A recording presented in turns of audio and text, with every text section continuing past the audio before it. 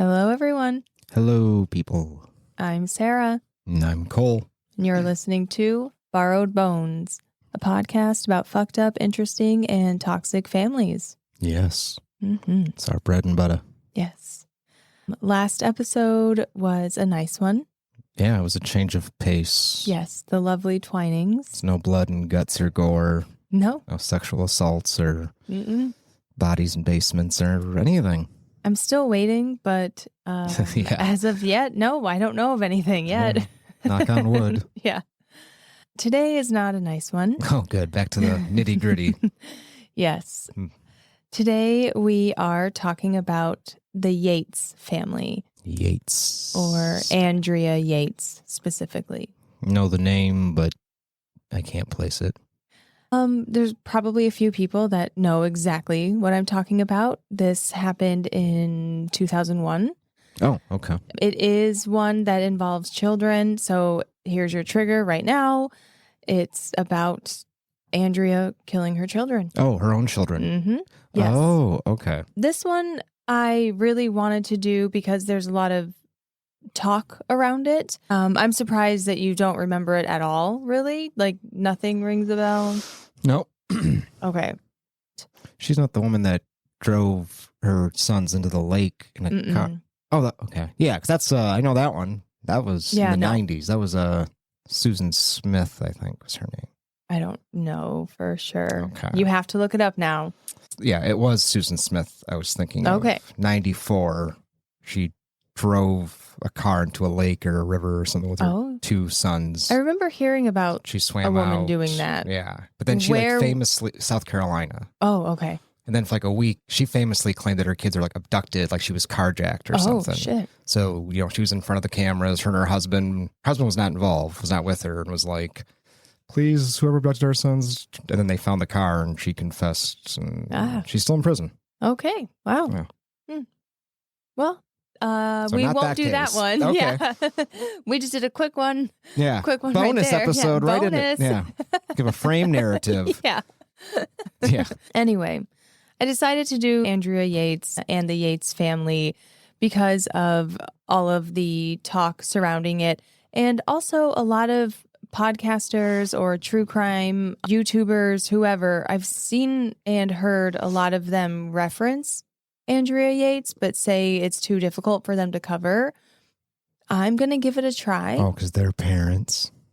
I do think it's because they're parents, yes. And I think, I know that you roll your eyes at it because they chose to be parents and all that. Yeah. And I get that point. I don't know. I understand. I guess maybe because I was a nanny, I do think of those children in my mind. I think of all the kids in my life, even though I'm not a mom. But I think I was able to handle it better because I do have that separation of not having given birth. Yeah. Ugh, I don't want to. You won't with me. No, okay. Let's start in the beginning. Andrea Yates was born Andrea Kennedy. Oh. Is she No. not? Oh. She's not. No. Not the royal Kennedys? No. Oh, I was like, God damn, everyone in that family, something goes wrong with their heads. Andrea Kennedy was born July 2nd, 1964 in Houston, Texas. Oh, happy belated birthday. Yeah. She was a good kid, great student. She graduated high school as class valedictorian. Oh. What town was this in Texas? Houston, Texas. Oh, so that's got to be, I'm assuming, public school. So that's valedictorian in a major city's high school is more impressive than being the valedictorian of like a, school I went to of 100 students. So were there 100 students in your graduating class? About that. Okay. There's roughly 400 in the school, 100 per class. Oh, that's cute. Yeah. Little Midwest boy. Yeah. I'm saying she's obviously more impressive at that age. Yes. So Andrea graduated class valedictorian, and she also loved to swim and was very good at it. Okay. As soon as she was old enough, Andrea got a job at the Jack in the Box. At Jack in the Box. Oh, the fast food. Yeah, it you took don't me a know second. what that is, do you? I had to reference like California movies to be like There's what? There's not Jack in the Box in Michigan. If there is, it's not like popular. I've never it's seen not one. around. I've never seen one in real life. Except, did we see any in Albuquerque? Are they California only? No, we had them in Texas. They're okay. Yeah. Houston. I've definitely never seen anywhere on the East Coast or in the Midwest. I don't know. Some fast food place we saw in Albuquerque that you were like, oh, look at that. Whataburger. Whataburger, that's it. Yeah, I'm like, that's we don't what have it those. was. Yeah. What a burger. Yes. Anyway, yes. Back on track. Stop delaying the inevitable. Dinner is next on our list today. You can tell we're hungry. Yeah. Anyway, Andrea's parents expected her to get good grades, and they wanted all of their children to be well-rounded. They wanted them all to have jobs. They kind of had a strict upbringing. Andrea also very much wanted to please her parents. It was back and forth, hence the valedictorian and getting a job right away. You don't become a valedictorian not being an overachiever. Right. Whenever, I mean, you always make like... They were pushed, yes. You're a stereotype who's trying to get your parents' praise. That's what you are as valedictorian. That's exactly what she was. Yeah. Even though she did well in school and had good grades, one of Andrea's high school friends named Marlene said that Andrea would not let people get close, that she was prickly. Okay. Just kind of smart. Kept her distance a little bit. Marlene was pretty much the only close friend she had. So she's into books and that's pretty much it. No social life. Yeah, not too much outside of her own activities she's not and even interested things. in it. Like she seems to be like she's not fine. that she's like an outcast. She's kind of in self-exile. Yeah. Now in 1989, Andrea is about 26 years old, 25, 26. Okay. And she was living in an apartment complex still in Houston, Texas. And this is where she will meet her neighbor and future husband, Russell, who goes by Rusty Yates. Rusty Yates. Mm-hmm. And he's a year younger than her, so he's around 24, 25. All right. The attraction was mutual. Hopefully. Rusty noticed... have a husband that wasn't attracted to you. Well, they both noticed each other separately. Yeah. Rusty noticed Andrea while she would be sunbathing in the apartment pool. It's hard to miss. Yes, she would swim a lot. She loved to swim, and he noticed her swimming quite a bit.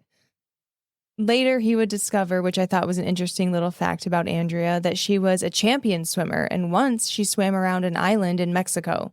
Oh. Yeah, I just thought that was an interesting fact. Not a lot of people can say that. That's pretty cool. True. Now, Rusty said in an interview with Time later on after everything happened that, quote, she was a person who was more graceful in the water than out of it. Aquaman. Yes. Namorita. Yes. One Monday, still in 1989, Andrea knocked on Rusty's door. This is how they meet. Andrea asked him if he knew who dinged her car. He said he didn't know, but that got them talking. No one dinged anyone's car. No. Later on in their relationship, she confessed that was just an excuse to That's where the lies Rusty. began. Yeah. Yes. A relationship founded on a lie. Yes. Andrea then left and she went to go grab some food. She sat outside by the water while she was eating and she was thinking of Rusty. Unable to get him off her mind, she returned to her apartment complex and left a note on Rusty's car windshield. The note read, I was thinking you could come by sometime tonight. Oh, yeah. Sometime tonight. Yeah, very forward. Yeah. It was Monday Night Football, but Rusty felt like, I can give this up for one night and I'll go over. Giving up Hank Williams Jr.'s Monday Night Football theme. I don't know. Come on, everyone knows that song. It was the trademark Monday Night Football song. Hank Williams Jr. I'm not singing it, so don't look at me like I'm going to. But, yeah. Okay, moving on.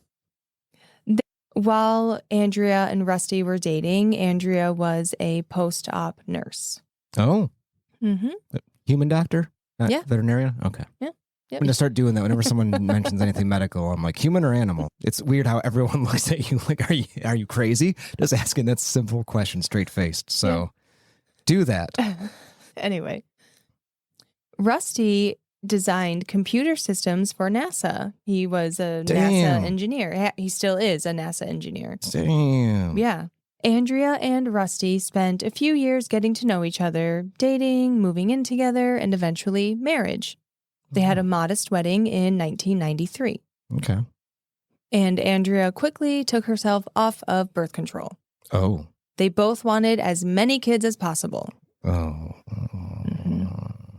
Rusty was a disciple of Michael Waroniecki. I didn't care to look up the pronunciation. It looks Polish to me. He's from Michigan, and I'm pretty sure I'm pronouncing it correctly. I'll tell you. Okay. Woron, as in Nancy, Iecki. Yeah, your guess is as good as mine. It might not be that because it's Polish, but who knows? Warnecki or something. Yeah. Warnecki. Yeah. But I think Warnecki. Yeah. I don't really care because he's one of those really eccentric out there preachers that would go to college campuses and like yell at people. Oh, and like he's an evangelist. Yeah. And is he like fire and brimstone, old school religion kind of? Mm-hmm. Okay. Yes. You need to get you some Jesus. Yeah. So I don't respect him. Okay. He's flat out. One of those non-denominational. Yeah. He's his own. Yes. He doesn't like organized religion, but he's non-denominational is what he claims. That's what he claims. I'm not saying this is how non-denominational people are. I've been to non-denominational churches. Yeah. This is not the same.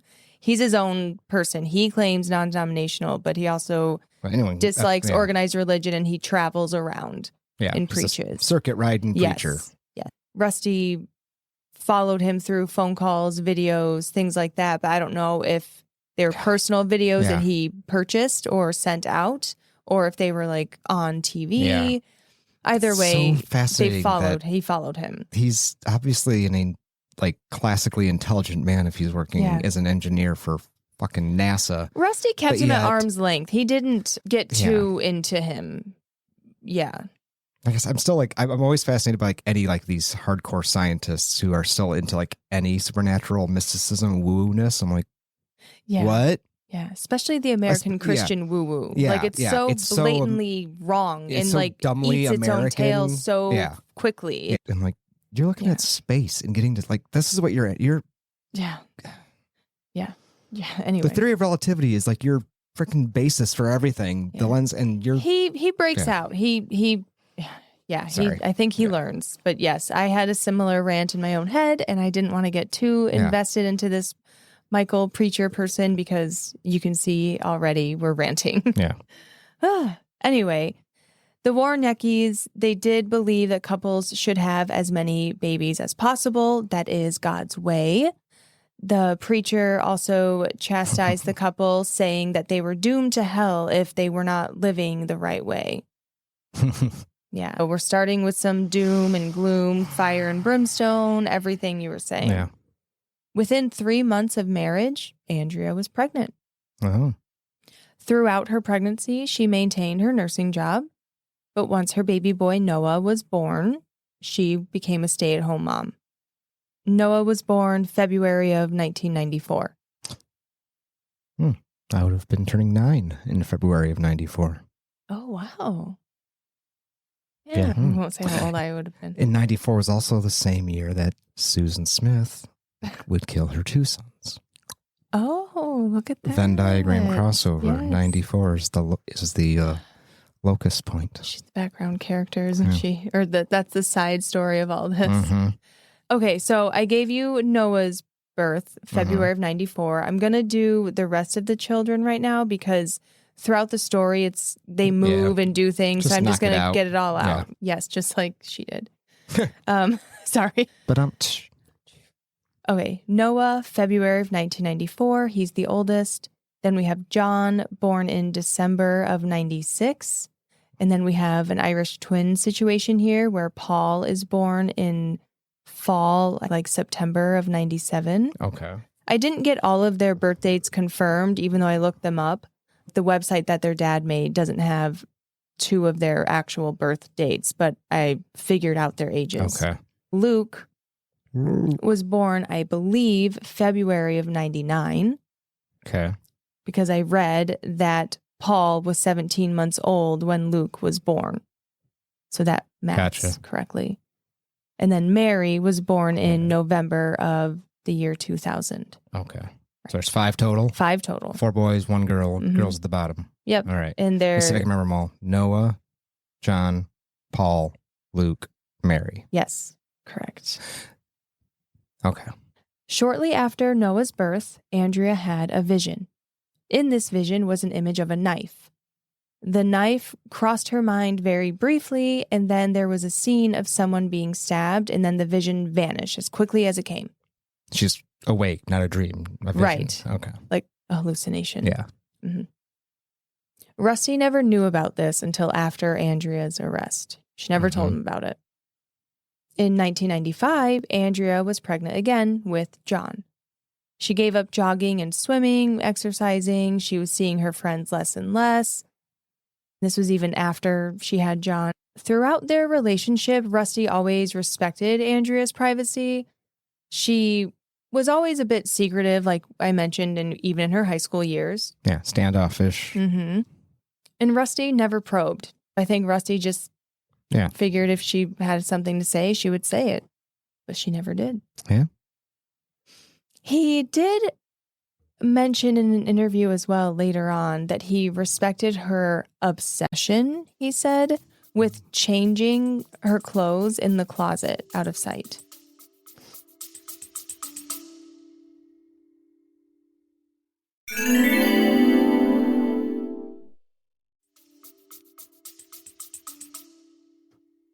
You mean like she would change clothes on her body, or she would rearrange the clothes? No, in the closet? she would change her outfits, like herself, like and her she would body. Go into the closet to do it, change, though, out of sight. Out of sight. Okay. That's something that she did when she met Rusty, but that is a sign of something, like why trauma, didn't he leave the room? An issue. What? Like if I was in the room with you and you were changing and you like went into the closet, I'd be like, I can leave the room and you don't have to do that. Right. But this is also someone that she shares a bed with, and he probably did start leaving the room. He said he respected it. He probably did do things, but what I'm saying I would is ask what's up. That there's something bigger happening here. Yeah. Mm-hmm. That's all I'm saying. Rusty offered to reduce his hours at work, allowing her to go back to nursing part-time if she wanted, to maybe get out of the house, or he was fine with her just seeing her friends more, doing her hobbies, okay, so anything. He's supportive. He's not forcing her to be this stay-at-home broodmare. He's no, but go have a life. Most of this is from his word, though. Like a lot of this is from interviews that he's in. I do think he's supportive, but there are some people that are sprinkled in here that are kind of like, he's a little controlling, he's a little weird. Okay. So I think I think the religious side of things is where the controlling comes in. Mm-hmm. I think he is a good person, but the religion muddied it up for him. Yeah. Is what I think. It's easy to say to your wife, I want you to go out and have a social life and do all these things while you keep giving her babies to raise. Like, get out, have fun, go out with the girls. There's 4 kids to sit around with. Yeah. And it was the 90s, early aughts, still very classic, not necessarily armchair dad, but still. Yeah. Like we really didn't start seeing dads being involved until us millennials started having kids. According to Rusty, though, even after he offered all of this to her, which this might be true, who knows, she just said, I'm a mother now. Oh. And that was it. I don't know the tone she said it to him at. Like, is she saying like I'm a mother now? Like you, like I gave that up. Also, is it like also I'm is there now. Is there a tone of like us like me against you, or you did this to me? Right. Is a resentment of exactly. I'm a mother now thanks to you. Yeah, and he might not realize what that tone is because in his head this is what life is, right? This is how he was raised too. This is fine. So I don't think that's what I mean by like I don't think he knew. Mm-hmm. I think today he does, but I don't think then he did. Yeah, well, yeah. I hope so by now. Yes. In 1996, Rusty took the opportunity to be a part of a 6-month NASA-related project in Florida. So for 6 months, they got to go to Florida.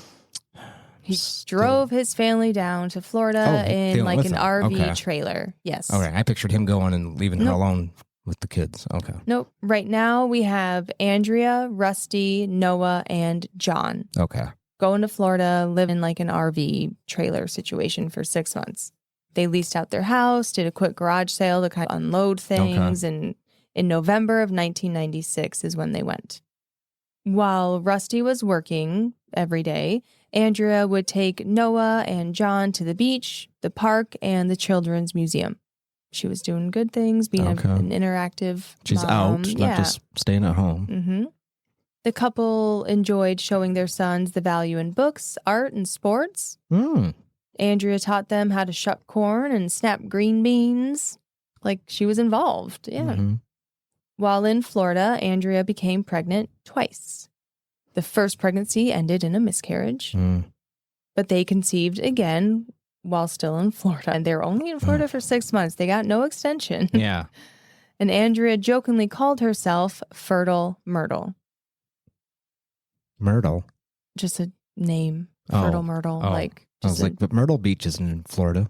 Oh, That's right. What I was referencing. Like, what? No, I'm just like, oh, she's a fertile myrtle over there. Look at her popping out babies and getting pregnant left and right. Yeah. When they went back to Texas, they did not go back to their suburban lifestyle. They got rid of the house, and they're now living at the Lazy Days RV campground near a dog track in Hitchcock, Texas, in their RV trailer.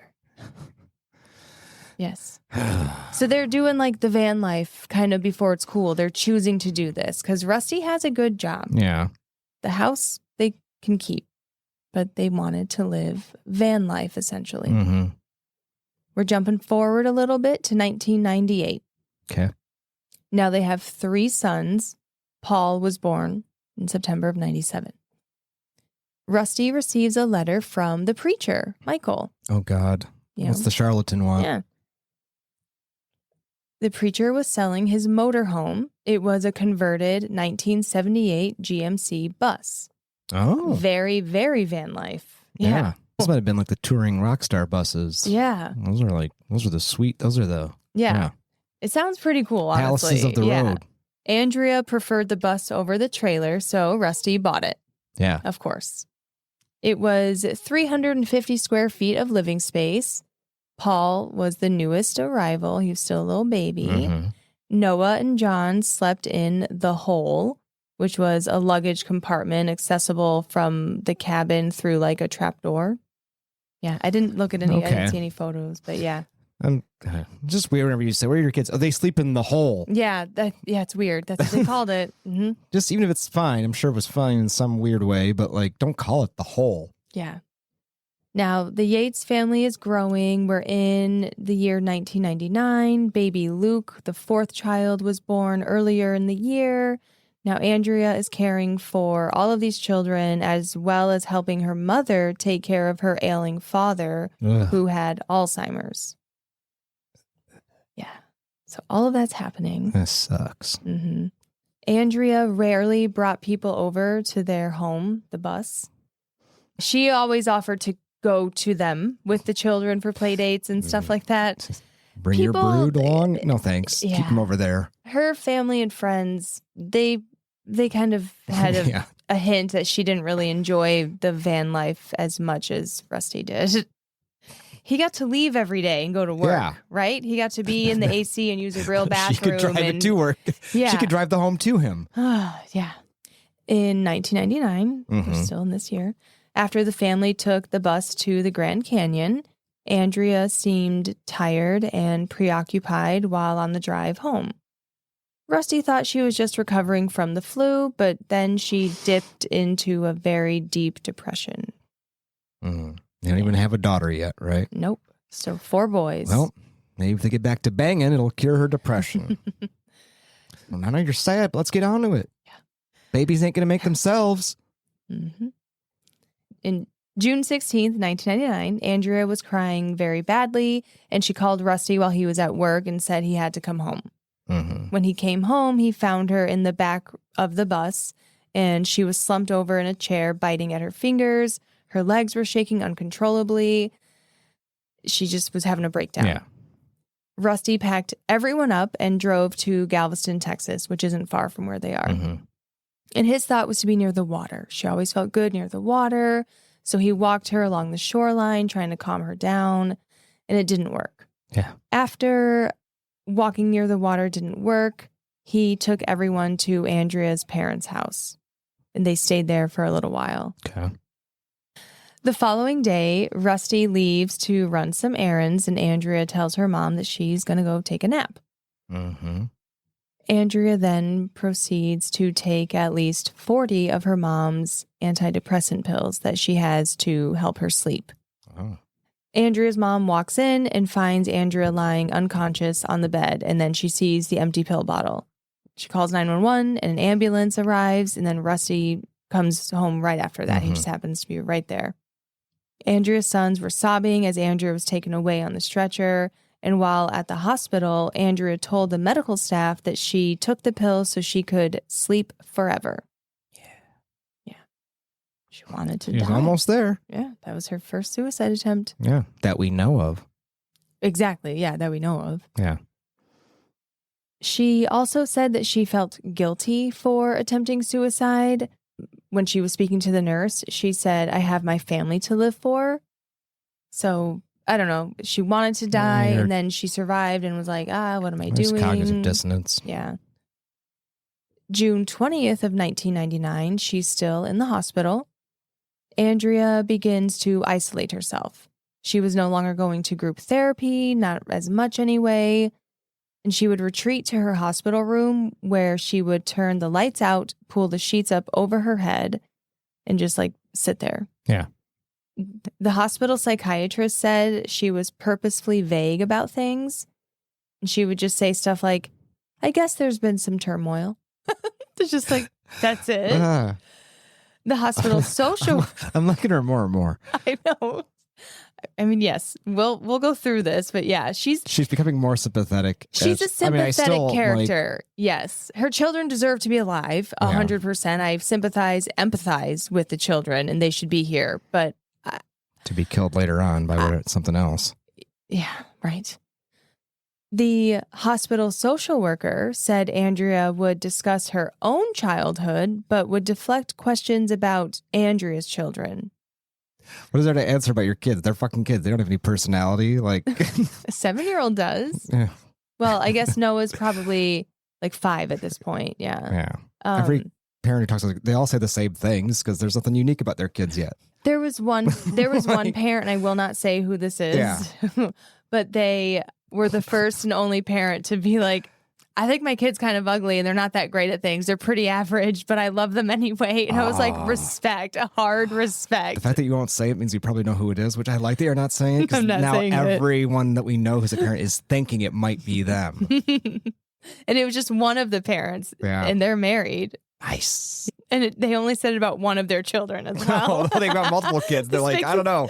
This one kid of mine, it's not going to break any hearts. Yeah. It's not going to win first prize anyway. So anyway, moving on.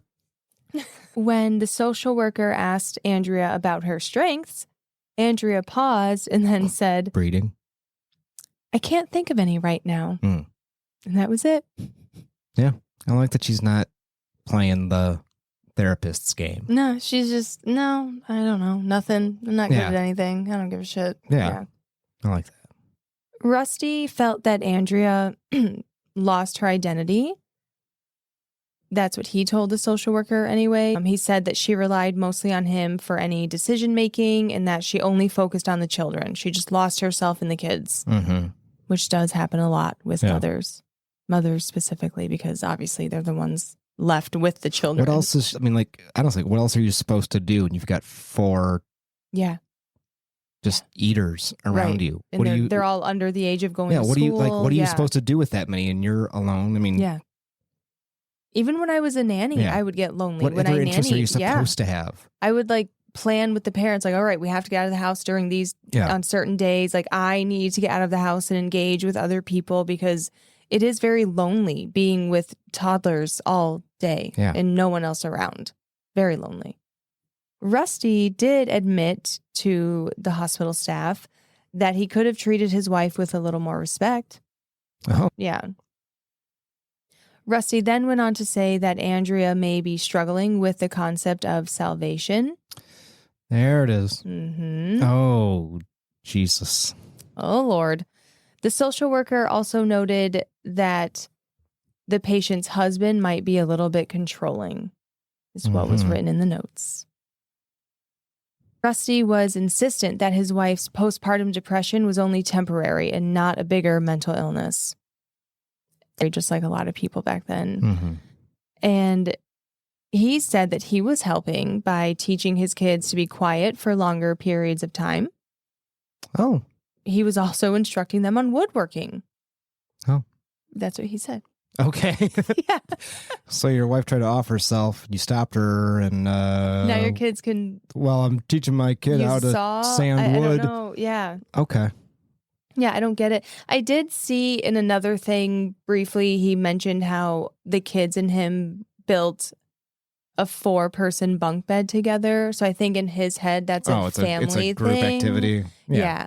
When I looked into it, I thought, okay, don't judge so hard. Yeah. Okay. It's just the way it was phrased, the starkness. Yeah.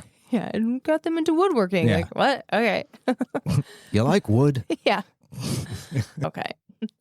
Andrea's hospital psychiatrist discharged her due to insurance reasons. Oh. Right. Very American. Yeah. It's we're in America. Yeah. Because everything is dumb and preventable. Yeah.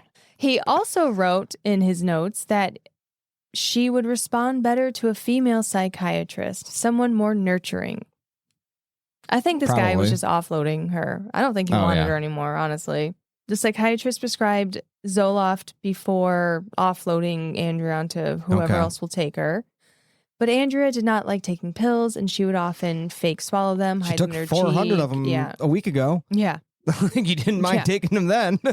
Right. But so soon, Andrea's mom and Rusty were double checking her, having her open her mouth, show that they weren't hidden away somewhere. Andrea was just getting worse after she was discharged.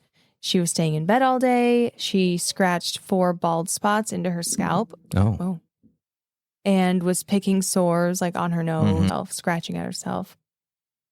She used her nails to scratch and like score marks on her legs and arms. Also, during this time, she was having visions and hearing voices. Okay, so she's clearly tripping balls and having a psychotic break. Yes. Rusty was not aware of the visions or the voices. She never told him about those. Andrea said she heard commands like, get a knife, and that the visions that she saw were the first ones she saw when Noah was born. They came back, but they lasted longer this time and were more vivid. Okay. She said she saw them repeated about 10 times over the next several days. Does she acknowledge them as hallucinations, or does she think they're the voice of God? Or like, does she believe? I guess it's hard to ask. Yeah, I don't really know. She doesn't make much sense really ever, and she stays quiet. Her version is she's a bad mom and needs to salvation. So she stays religious. Yeah, I think she battles with herself. She knows that they're visions or hallucinations, but she also doesn't know how to say no to them. They're constant. So I think if they're so constant, you just lose your sense of reality eventually. Is there any history of schizophrenia in her family? I did see that after everything came to light with Andrea, that the family did look into their own personal mental health. Yeah. And I don't remember off the top of my head, but I think one of them was diagnosed with bipolar. One of them was like depression, or something. I don't know exactly, but they did kind of discover, there are things that run in our family. And I think Andrea does have schizophrenia. I did not see what her diagnosis was, but the medicine she takes, the way that she speaks, schizophrenia is at least one of them. Yeah. Hallucinations. Yeah, it's at least one of them. But postpartum depression is what unleashed it all, I think. Because usually schizophrenia needs to crack open. It's in you, but it needs to crack open. It's not in everyone, but it's one of those fun. Listen to the Galvin Family, part 1 and part 2. Yeah. Anyway, moving on. Andrea had visions. They repeated over several days. That's where we were. Now, Andrea also told her mom that Rusty and the children were eating too much. Yeah. When 4-month-old Luke would cry, Andrea would rock him, give him a pacifier, sing, but she would not feed him. Andrea's mother had to bottle train Luke, and then she ended up being the one that fed him all the time. She took over. Yeah. Andrea's dad still has Alzheimer's as well, so her mom is taking care of all of this. The day before Andrea was supposed to see her new female psychiatrist, Rusty found her in the bathroom with a knife to her throat. Rusty demanded the knife, and then Andrea yelled at him to get out, and then she said, "Let me do it." So there's 2 attempts to have, man, once again, sometimes you just let them go. Yeah, second attempt. Rusty grabbed her arm and pried the knife out of her hand. Rusty told the psychiatrist about this and asked for her to be hospitalized again. The psychiatrist agreed, and Andrea was sent to Spring Shadows Glen, a private psychiatric hospital in Houston. After just 10 days there, Andrea was basically catatonic. Wow. Yeah. Doctors were talking about electric shock therapy, but they decided against it. Instead, they chose to try an emergency injection Of? Multiple drugs, multiple antipsychotic drugs, but the main thing was Haldol. Haldol. I've heard of that. Yeah, there's a longer name for it, but this is antipsychotic, psychotropic medicine. Yes, yeah, Haldol, and it's used for severe, typically schizophrenic cases. The effects of the emergency injection were pretty immediate. As soon as she was injected, Rusty said that she exhaled and then she kind of moved around erratically and then she fell asleep. When she woke up, Rusty said she seemed a bit better. He said he could tell that she wanted to get back into the water. She was motivated again. The love for him entered her eyes once more. She was coming back. He said they had a great talk and that Andrea was finally unguarded. Later on, though, Andrea said that it was the Haldol that made her talk that way. Yeah, it's the drugs. I know. She hated it. The hypocrisy of this country. You should not take mood-altering drugs that'll increase your enjoyment of this world and mask how awful it fucking is. Yeah. Also, take this drug that just masks how awful the world is and gets you to go through your fucking day. Yeah. Yep. Well, one we can charge differently for. Yeah. Anyway, back on topic. Yep. Andrea opened up more to the hospital psychologist.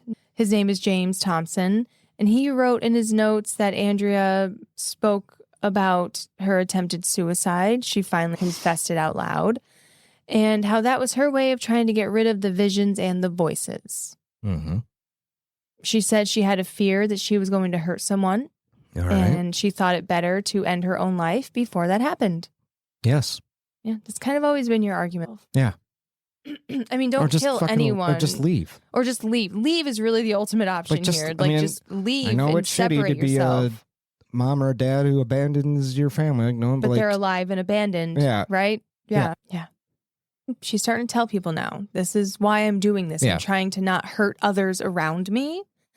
Then she says that what others saw as her being quiet and nervous, those were her attempts to refrain herself from acting out and causing harm. Okay. So everyone sees this kind of shy, quiet thing when she's really inside raging. Yeah. Yeah. What's that quote from Mike Tyson? I'm on Zoloft to keep myself from killing all you motherfuckers. Yeah. He said it like at a press conference. He said some wild things. Yeah. I'm on Zoloft to keep from killing all you motherfuckers. Yeah. Damn. And Rusty at the time didn't know any of this. Because obviously she's saying all this to her medical professionals. These are in the notes. Back at Andrea's parents' house, things were getting crowded. Andrea's brother was now living at the house with his kids. They needed more space, and the Yates, they could afford to move out. They could. But Andrea's mom, the only hang-up was she didn't want them to move back into the bus. She was like, don't do that. Get a house. Yeah. And they all agreed. They're like, yes. Work for NASA, and you've got a brood. Oh, yeah. Rusty was making $80,000 a year working at NASA. $80,000? At that time. Yeah. That's pretty good. So is that good? I don't know. For today, that would be $155,000. Oh, okay. Yeah, that's solid. Yeah. If he's the only one making money with a family of 5 children, so a family of 7. Has she had Mary yet? She hasn't had Mary yet, but still, whatever. Yeah. They will. That's enough. They can get a house, is all I'm saying. Nothing crazy, but they can get a house. Yeah. They soon got a 3-bedroom, 2-bath house on Beachcomber Lane. Okay. It had a nice yard with nice, big, mature trees, enough space to park the bus as well, so he got to keep that. Oh, why not sell it? Well, if they need to, they will, but they didn't have to. Like I said, he's doing well enough. Yeah. They had a great privacy fence, and there was a pool in their community, like a neighborhood pool. Okay. Rusty brought Andrea to sign for the house. He wanted her name to be on the deed, of course. She was taking Haldol once a month now and was pretty much a zombie at this point. She could barely hold the pen, but was able... Yeah, she was able to sign the papers, but barely able to hold the pen. So how was that legal? Like, how can that be legally binding? I know. If the witness is like, she could... The pen kept falling out and she was drooling and she's like, but that's legally binding if you're in that state? I mean, but it honestly helps more than hurts her, though, to be on the deed. Yeah. Like, it'd be more shitty of him, I think, I think he was doing it in a nice way of like, no, your name should be on the deed because this is how you get any sort of property rights. If we get a divorce, your name, like, this is protection for her. Like, if she was like, it had to be like at that moment, like, I'm sure she wasn't 24/7 on this. Like, you couldn't have waited, I don't know, a couple hours for it to wear off, maybe the symptoms to... I don't know. So she could hold a pen? Yeah. She signed, and and that was that. As the months went by at the new house, Andrea began to improve. She started swimming again. She would do about 70 laps at dawn in the neighborhood pool. Mm-hmm. She was gardening. She was planting milkweed to attract butterflies that she and Noah both loved. Andrea turned their den into a classroom. She was homeschooling the kids. Well, Noah was the only one that needed to be homeschooled, but that was her plan. Oh, because he's the oldest. He's the oldest, yeah. Well, yeah.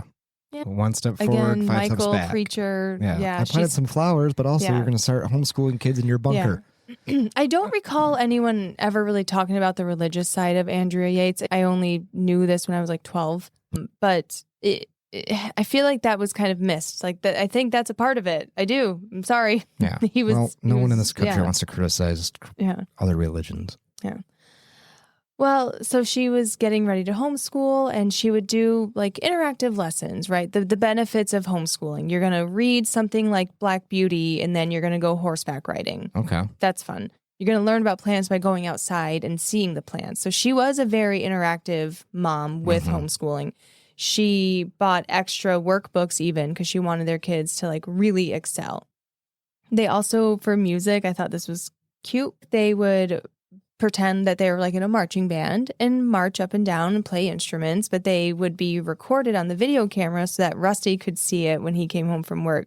Oh. It's like a fun thing. Yeah. He wasn't like criticizing them. It was just like fun. Like, look what we did today. Nice. Okay. I thought that was cute and cool. Okay. I thought you think that was weird and you don't. You surprise me every day. Yeah. When Andrea wasn't homeschooling, she could be found baking late into the night or sewing costumes by hand. She wouldn't do this just for her own kids, but for her friends and their children as well. She was always helping out if they needed something, you know. She's got some kind of social life. She's got friends outside of the house. When she's doing well, she really does have a little bit of a social life at least. She kept her distance, but she would do things. Andrea always had the best stocked diaper bag and stroller. One of the mothers that she would hang out with said that Andrea loved to nurture her children and that she never seemed that like she was never in a rush. So yeah, when she was good, like on. The Yates family eventually got into a good routine. On Wednesday nights, Rusty would take one of the boys out for pizza, and Thursday nights was Mommy's night out, where Andrea would take one of the younger kids with her to go and do something. Okay. Yeah, Mommy's night out sounds like she should be alone drinking wine or something. Yeah. Mama's night out. Pour me another Moscato. Yeah. She rents out the pedal trolley alone.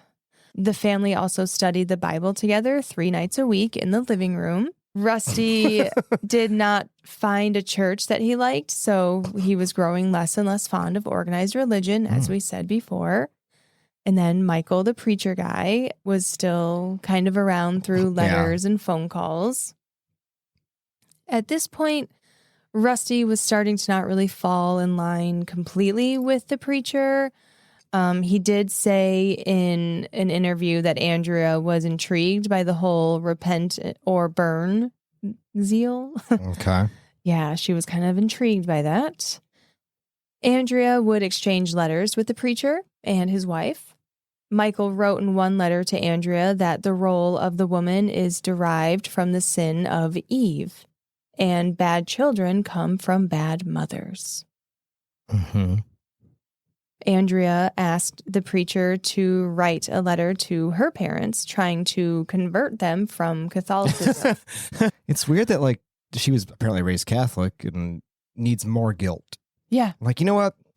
Catholic doesn't make me feel shitty enough. Yeah. I need to get something that's really paints me for the piece of shit I am. I don't get enough of that from Catholicism. Mm-mm. Andrea's parents began to grow concerned after receiving this letter. Yeah. Rusty was also taking note of all of this and like, okay, this is getting a little too much even for me. He introduced her to the concept. He did. This whole story is just like Frankenstein monsters being created. And yeah. However, when he was interviewed and someone asked him about this, he kind of shrugged it off and he just said, a guy can't complain that his wife is reading the Bible too much. Yes, you absolutely can. Yes, you can. Yes, you can. Yes, you can. Yes, I would leave you in a heartbeat if you were like reading the Bible like serious. You're not religious in any way, though. He is. So it's going to be different for him. Mm-hmm. Andrea was still taking her Haldol injections regularly. Yeah. These injections have been up to twice a month now instead of once a month. She's also seeing a social worker for her counseling. So around this time, things are more or less stable. Mm. It's sort of being pushed under the rug, though. Yeah. It's like not being handled. It's just there. Yeah. So, if I can predict, when a fire's contained, you throw another baby on it, right? We're still in 1999, though. Yeah. And at one point during this, within the eye of the storm, Rusty asks Andrea what her mental illness was like. Like, what's it like? And she just said, very dark. And then she just didn't discuss it further. And he never asked about it again. Hitting the mic. So it's just, by the end of 1999, Andrea was seemingly happy again. It's all fixed. She's baking cookies. She's exercising. She felt so good that she took herself off of medication. Well, I don't know if she took herself off or if she spoke to her doctor about it, because her doctors did believe this was temporary as well. Like, this was all like temporary. I mean, everything's just temporary. Wait until you get better. While she was on medication and going through this ordeal, Rusty and Andrea were using protection whenever they would become intimate with one another. Coitus. Mm-hmm. But now that everything was better and she was off the medication, they stopped using protection. Okay. So, try to understand this logic. So, you're aware that your wife is mentally ill. Is what he's thinking. Yeah. At this moment. When you're using the protection, when you're using the contraceptives, because you don't want to get pregnant at that point. They're deciding, we don't want to get pregnant now. So they're not against birth control. Yeah. And they don't want to get pregnant then because she's not okay. Yeah. And of the medication she's on as well, because of the hard medicine, it would affect her pregnancy. The Haldol, I think, would affect a pregnancy or be of concern. They did not want to get pregnant while she was on medication. It's not temporary, we know now, but they did think it was. However, they see the pattern that every baby she has, she goes through this and she gets close to killing herself twice. Mm-hmm. So just, even if it's temporary, why go through it again? Yeah. Even if you believe it's temporary, why risk doing it again? Yeah. Why? It doesn't make sense to me. So in the spring of 2000, Andrea was pregnant again. Andrea's psychiatrist warned that if the depression did come back, it could be worse. But Rusty and Andrea, they were confident that they knew how to detect the warning signs now and were better prepared to handle it should it happen again. I'm asking, what's worse than swallowing 40 pills and then putting a knife to your own neck? Yeah. Well, we're going to find out what's worse than that. Yeah, exactly. Door number 3. Yeah. Mm-hmm. Andrea's mother and an old friend of Andrea's from when she was a nurse back in the nursing days, they also thought that another child was a bad idea. They were both in the same thought process of, you already have 4 kids, why do you need another one? And there's a severe risk of postpartum depression. Yeah.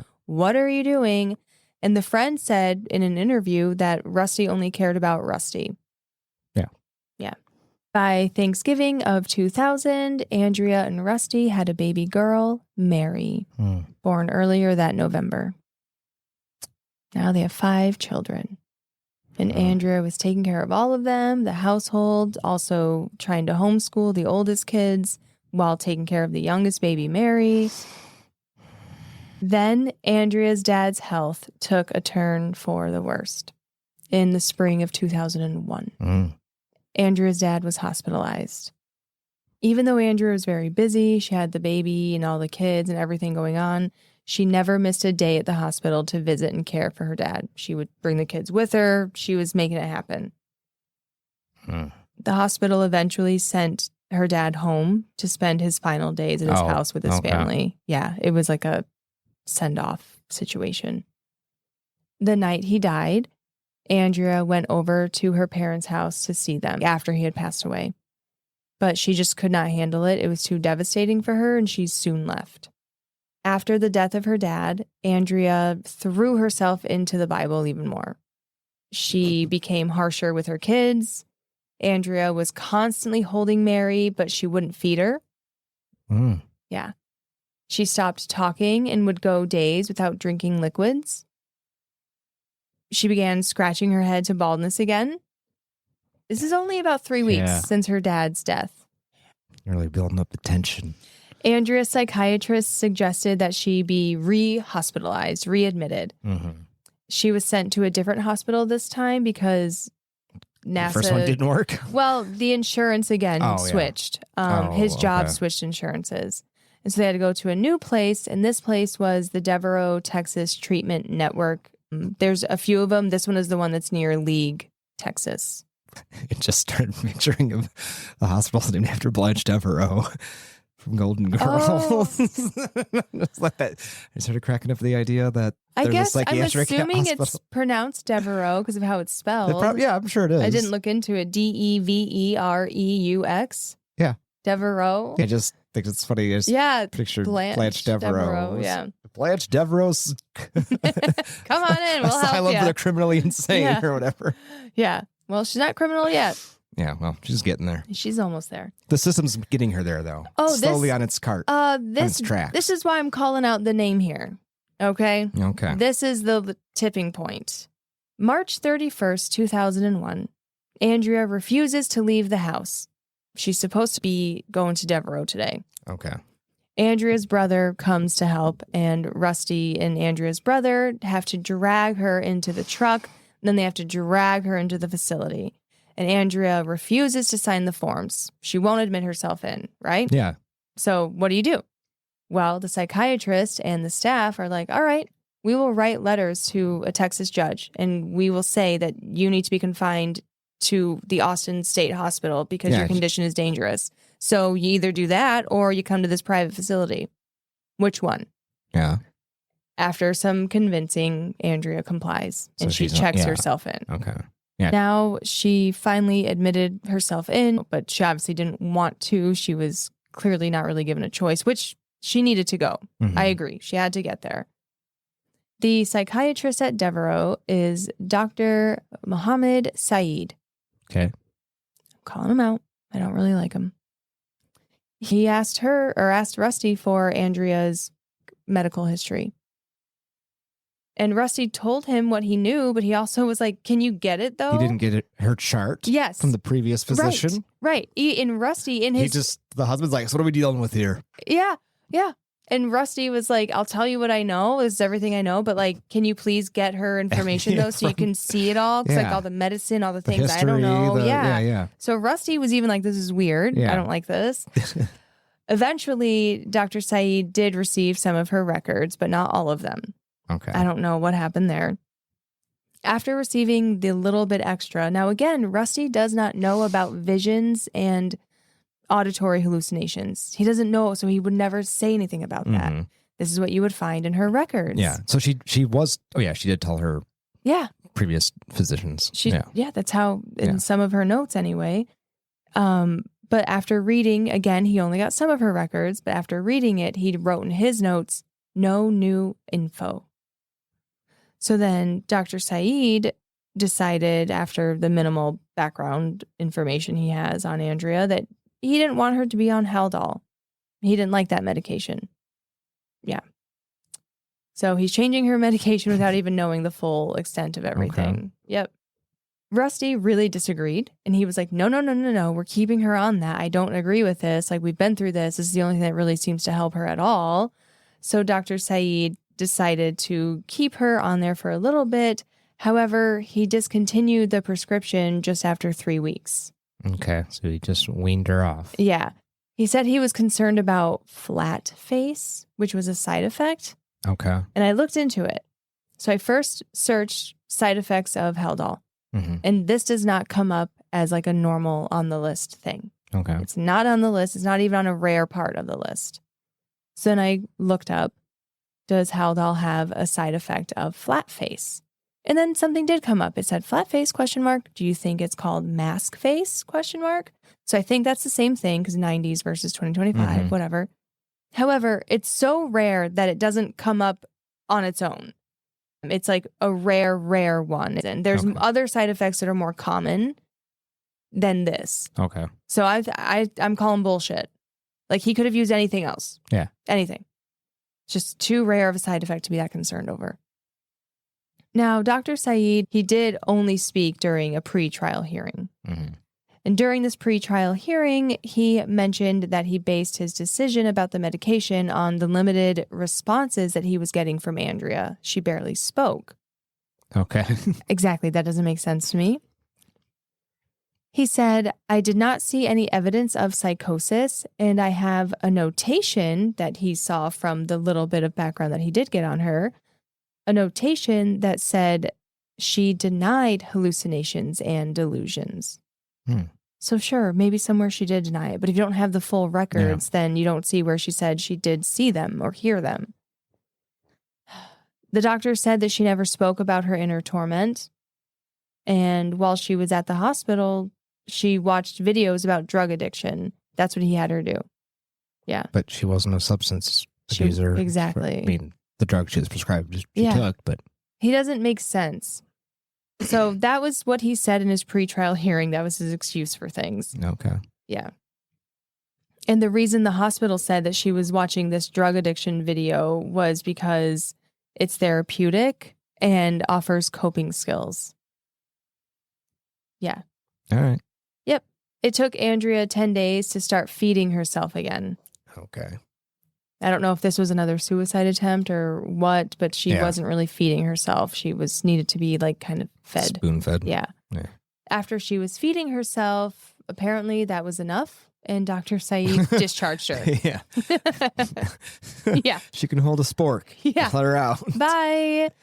Even her medicine was known at the time to not be very stable yet. Like, they were still kind of figuring out what this cocktail should be.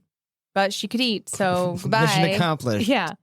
The doctor told Rusty that, and he calculated the risk, and that Rusty would be able to take care of her, and she would just do better at home. I mean, he builds machines that go to space. He can handle a sad woman.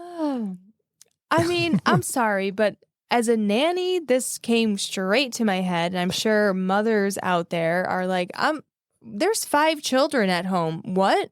Yeah. And is Rusty not going to work every day then? What the fuck? What? I'm not going to heal at all or rest at all. What? Again, the fuck? Yeah. No. Men making decisions for women never works. Period. It doesn't work. Whoa. Well, I mean, it doesn't work for you. It's worked for us. Okay. It's worked out fine for us. Speak the truth. Yeah. Sorry. It's okay. I hate you. Back at home, Andrea refuses to even get a housekeeper. She doesn't want extra help for anything because that would admit that she was a failure at running her own home. So she's a bad mother if she can't do her own shit. Making virtues out of suffering. Rusty was able to have his mom, Dora, come from Tennessee and help, though. So Dora was staying at like a nearby motel, and she would help Andrea with the children during the day while Rusty was at work. Okay. On May 3rd of 2001, Andrea and her mother-in-law and the kids all went for a walk. After they returned home, Noah, the oldest, saw Andrea turn the water on in the bathtub and begin drawing a bath. Noah told his grandmother about it, and Dora went and turned off the water. Mm-hmm. Dora asked Andrea why she was filling up the tub because it wasn't like bath time. Yeah. And Andrea said, I might need it. Yeah. Yeah. Dora drained the tub. She took care of that. Oh, she did. Okay. That was done. Yep. That's not the. Okay. Nope. I know. Such a tease. Edging. Yeah. Oh, God. I don't like this. There was another time Andrea's friend dropped off some food to her, but the friend said that Andrea would not let her inside. And this friend also said that Rusty wasn't really too big on pills. So I'm wondering if like Rusty would say things, you know how some people are like, oh, you don't need pills, it's all in your head. It's all in your head. Yeah. You know what? Out of all the times I've heard that, you know how much happier my 20s would have been had I just fucking taken the pills? I worked out. I ate right. I ran like 15 miles a day to chill out. You know what helps me chill out? My medicine. It's the best. So yeah, it is all in your fucking head, but your head is strong and you need help sometimes. I hate people like that. Anyway. But Andrea's friend wasn't much better either, because I guess back in 1999, this friend was talking to Andrea when she had her first little breakdown. Yeah. And was like, maybe you're possessed by the devil. I mean, maybe she was. You know, well, whatever. Yeah. So Andrea's friend at this time in 2001 was like, maybe it's a demon. It's not, but like, get that out of Andrea's head. So this is all in Andrea's world here. So stupid. Humans are so funny. God. Yeah. Well, after all these weird things happening, Rusty spoke to the doctors at Devereaux again, and they agreed that Andrea should be readmitted. So a quick little recap here. She was first admitted to Devereaux like March 31st, the end of March. Mm-hmm. Spent a few weeks there, was discharged, and then she was back. Again. Yeah, as soon as she could eat again. Then she was back at the hospital roughly the first week, maybe into the second week of May, like May 5th, 6th, somewhere in that time frame. So it's been like a few weeks. It's been a spring. Yes. Spring is sprung. Now, this time at Devereaux, Andrea's roommate said that she was eerily mute and her eyes were very wide and she looked like a scared person. Sounds like she barely spoke anyway. Like the doctor's like, she didn't speak much. Yeah. The roommate's name is Lori, and Lori said that there were rules that Rusty didn't follow. That like he couldn't just come in whenever he wanted. Yeah. And he did. So. Well, and he did. Why didn't the staff stop him? I don't know, but Lori said that was this is an interview that Lori said. Okay. Right. I don't know. Lori also said that her parents, Lori's parents, would come to family group therapy sessions. Mm-hmm. And they said that they would see Rusty there. They told Lori this. And Rusty would dominate the conversations and he would answer questions that the counselor would ask Andrea directly. But they also said that Andrea wouldn't even nod her head when asked a question. Okay. Maybe he's answering because she just won't. Yeah. I don't know what Rusty's doing in that situation. So again, Rusty seems to be a polarizing person. I'm not a fan. I'll just say that. Yeah. As Andrea was in the hospital, her medicine began to stabilize and she was on a combination of Haldol and antidepressants. She seemed to be doing better. They were still doing suicide checks every 15 to 20 minutes, though. Okay. But she was doing better. When the doctors asked her the routine question of, are you having thoughts of suicide? She finally answered, no. I say routine question because if you've been in any sort of mental health world, I just think it's that's funny. A standard question is like, do you have thoughts of suicide? Do you have thoughts of harming others? Do you have that? You just kind of go through the list. Yeah. May 14th, 2001. When Rusty came to visit, he found Andrea waiting by the nurse's station, ready to go home. All right. Yeah. She'd been released, and the doctor wrote in his notes that she still appeared depressed, but was eating and sleeping much better. Yeah. Other hospital workers noted that in her group therapy sessions, she still barely even said her name. The nurses noted that her mood was somber and her judgment was still impaired. However, she was showering and eating with minimal prompting, so she was ready to go. She still had to be told to do it, but yeah. 1 month after her release, we're in early June of 2001 now, Andrea's psychiatrist, still Dr. Saeed, took Haldol out of her medicine lineup. So once she's out in the world, he starts to wean her off of it. And then he's switching up her meds a little bit here. Rusty said that he was going to the pharmacist like multiple times a week, trying to keep up with all the changes he was making. Yeah. Yes. On June 18th, Andrea and Rusty had an appointment with Dr. Saeed, and Rusty told Dr. Saeed that Andrea was declining and that he was concerned. Rusty also said that he was getting more and more frustrated. He just was like, I'm getting annoyed because whenever Andrea makes a little progress, it'd be followed by a slightly faster decline. Yeah, that's what I said like it just an keeps hour ago. Getting worse and worse. Yeah. Yeah. And he's like, this is getting ridiculous, Doc. But Dr. Saeed was just still against using that Haldol. He's saying it was just a bad medication. Dr. Saeed asked Andrea once again if she was suicidal, and she said no. However, he never did ask if she felt like doing harm to others. He never asked that question, and that's standard. Like that is standard. I go and see a therapist for anxiety and depression. There's like there's a list that you go through, and you almost like, do you have harm suicide? Do you have thoughts of hurting others? Do you hear voices? Do you see things? You just kind of go through. It's just a part of the day. That should be this way for him as well, and it's not. Also, as they were leaving his office, Dr. Saeed turns to Andrea and says that he's going to need her help as well, and that she needs to find new ways of controlling her mind and to think positive thoughts. Yeah. The following day, June 19th, 2001, Andrea watched cartoons in the living room, and then later she joined in a round of basketball with Rusty and Noah in the garage. She took about 15 shots and then, without a word, went back inside and crawled into bed without changing her clothes. She fell asleep and didn't wake up until the next morning. All right. I like that this is also, I just realized, but this is June of 2001, so we're also building towards the towers coming down. I know. It's like this in the background.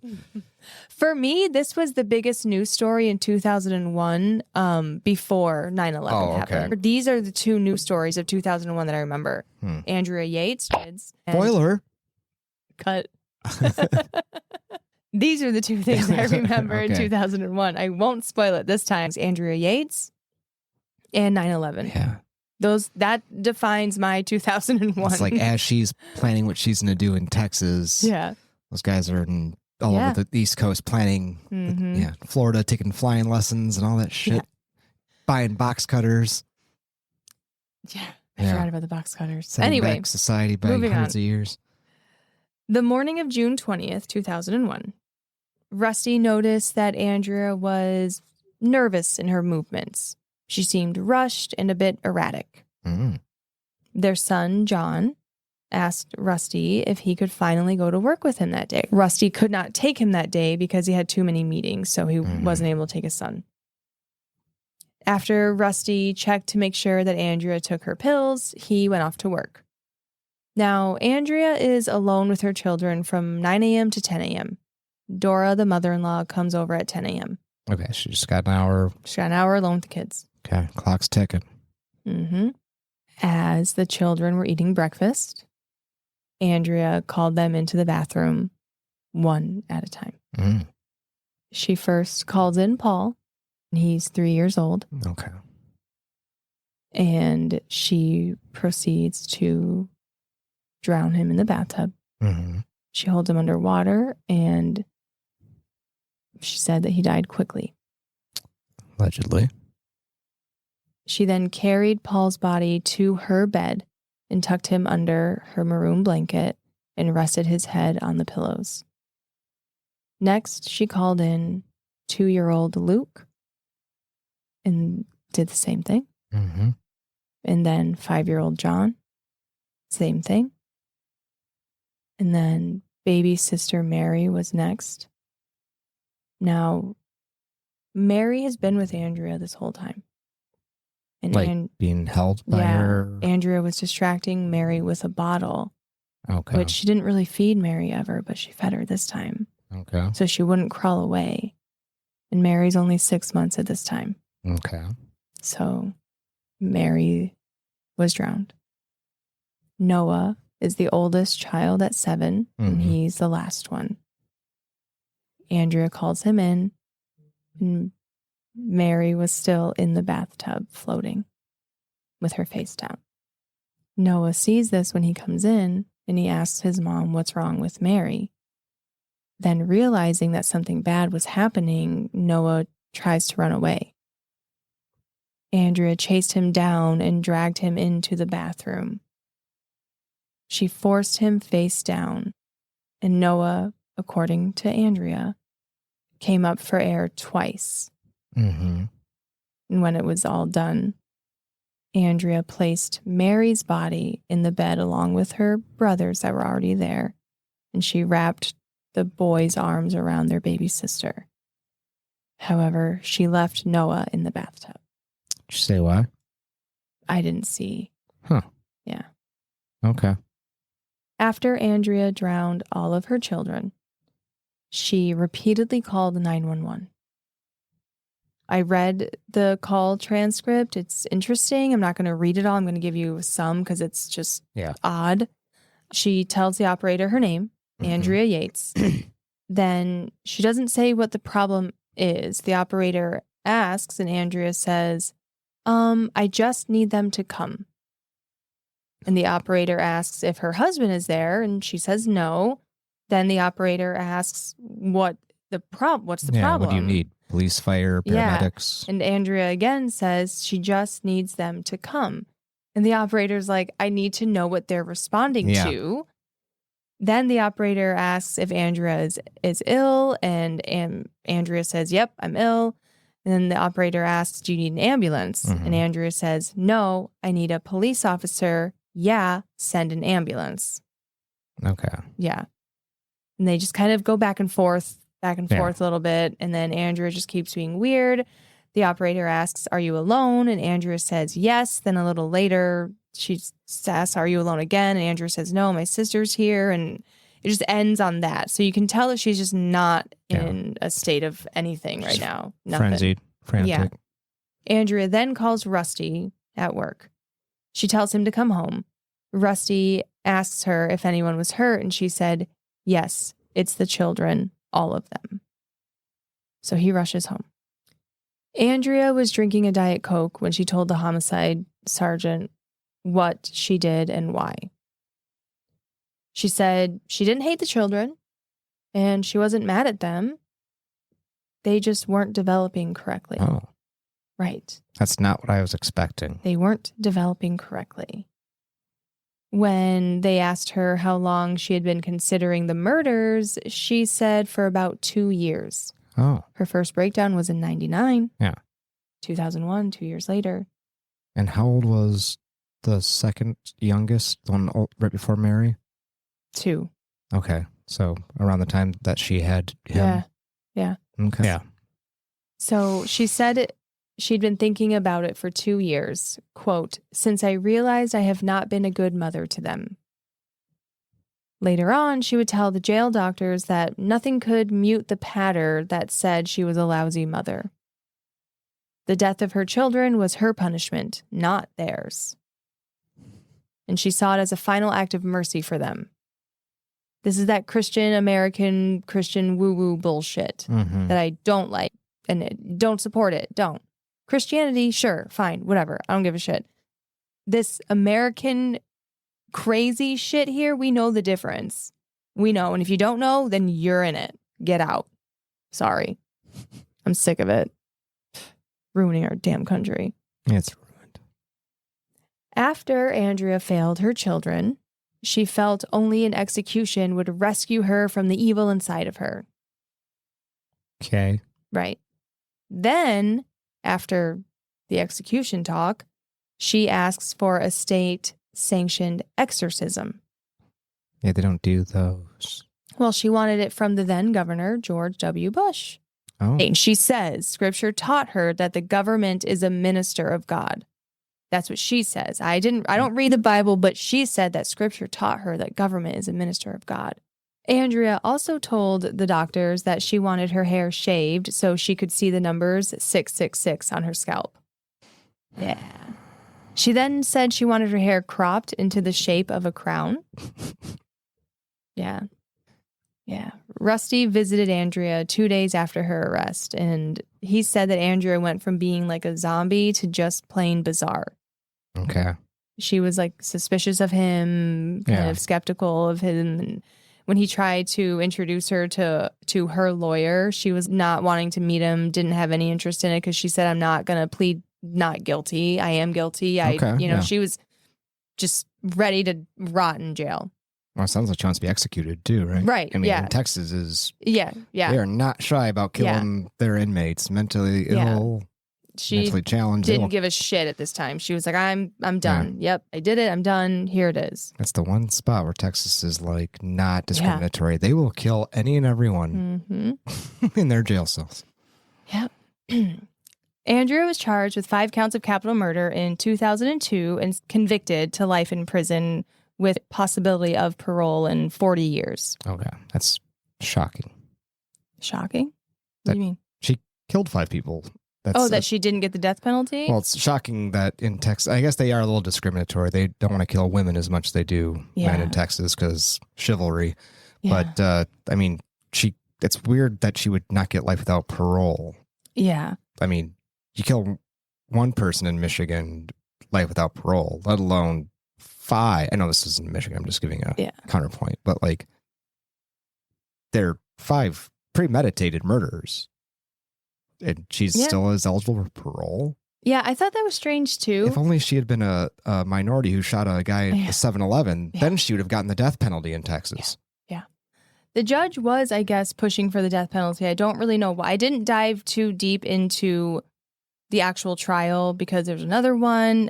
We will get into it, but I didn't get into all the nitty gritty, like the actual legal terms and the paperwork and the sentencing, conviction and the pleas and the guilty and the not guilty. It doesn't matter. There's bigger things here. Sorry to you. I apologize. But I think what happened was she went in wanting to be punished, basically wanting to be executed and wanting these things. I think over time of her sitting there, it's 2002 by this time. Yeah, I'm sure she had all kinds of psychiatric evaluations, whether she's competent or not competent. Exactly. And her having a will that's contrary to what society says, by definition, makes her mentally ill. Right. So, Rusty also is like supportive of his wife during this time. He's mentally ill then. We'll get into the way he thinks, and his story is quite a tragedy as well. If you think about it, he's just in all of this. While she was in prison, she was still delusional. She was telling authorities that she was telling everyone, the authorities and everyone, that she'd been planning to kill her kids for 2 years in order to save them from eternal damnation. So she had a daughter. Yeah. Oh my God. To kill it. You're right. So she had one just to kill it then. She had another. She said that her children were not righteous. Well, whose fault would that be? Yeah. Oh, yeah, that's right. She is at fault in her own head. But she can't blame herself for it. She goes on to say, they stumbled because I was evil.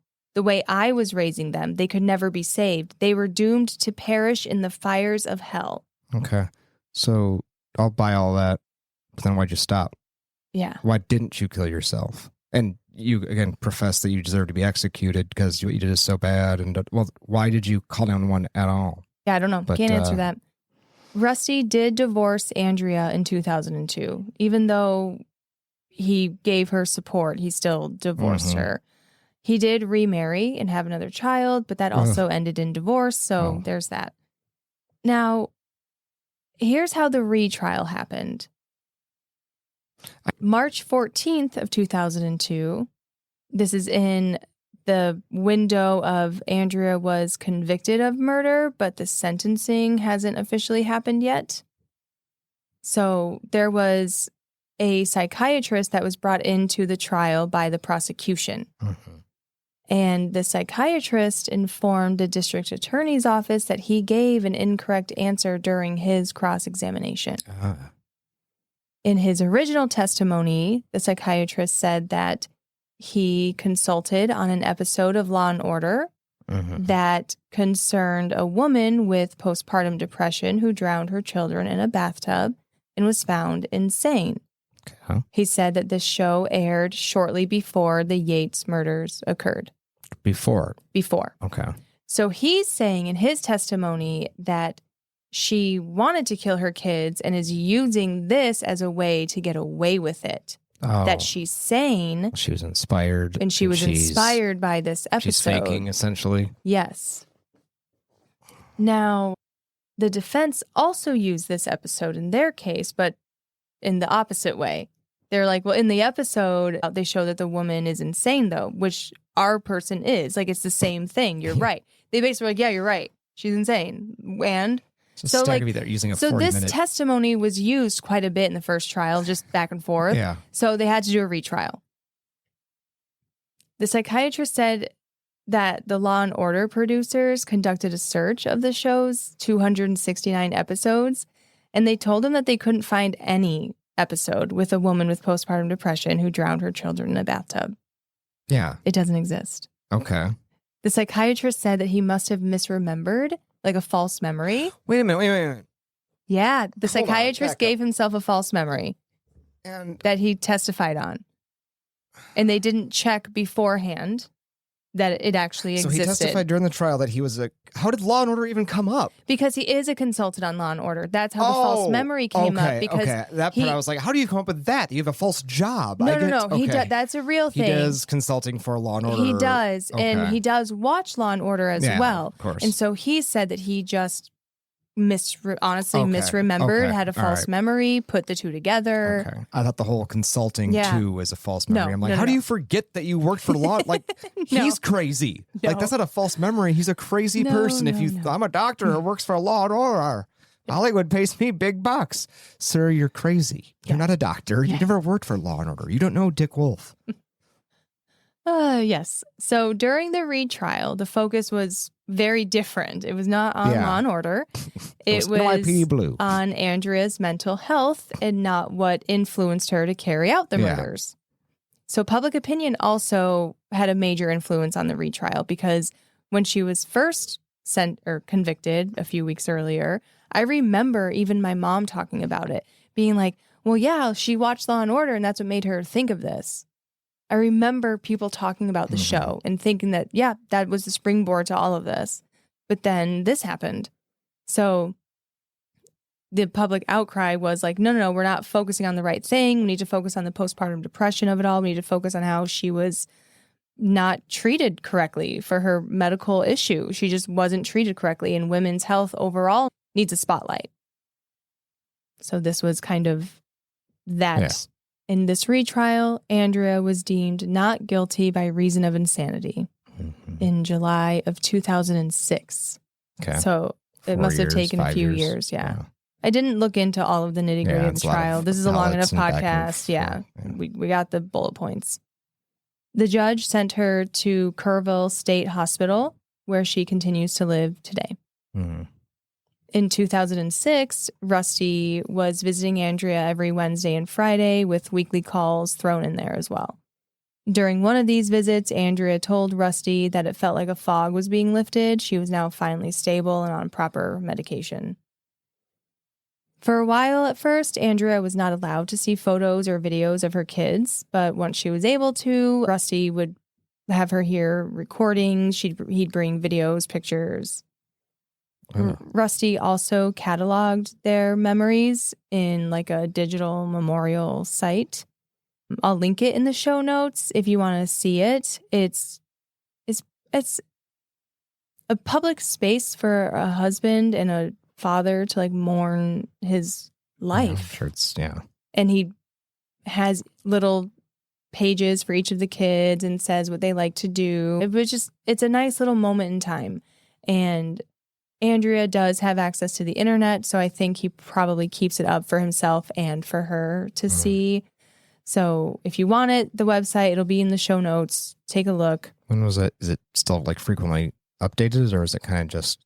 I don't know how frequently it's updated. Okay. I looked at it today and yesterday, but he doesn't really have anything on there that needs updating. Okay, it's like you said, memorial site. Yeah, and I didn't look at it super long because I actually started crying because I mean, these kids, you see their faces, you see their photos, and you see how much Rusty loved them and the love that's there, and you hear how Rusty uses memories with Andrea too, or you read like he's saying, you know, from John's perspective, you know, I loved when Mom and I would do this, and I loved when Mommy would do this with me. Like, it's just, he's making it a point to have a positive space for them.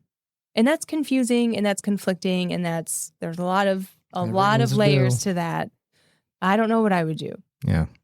Ultimately, who gives a shit if you're not him? Like, who cares? Yeah, he's not doing anything wrong. Yeah. It's, The Yates children are buried near a stream of running water at the Forest Park East Cemetery.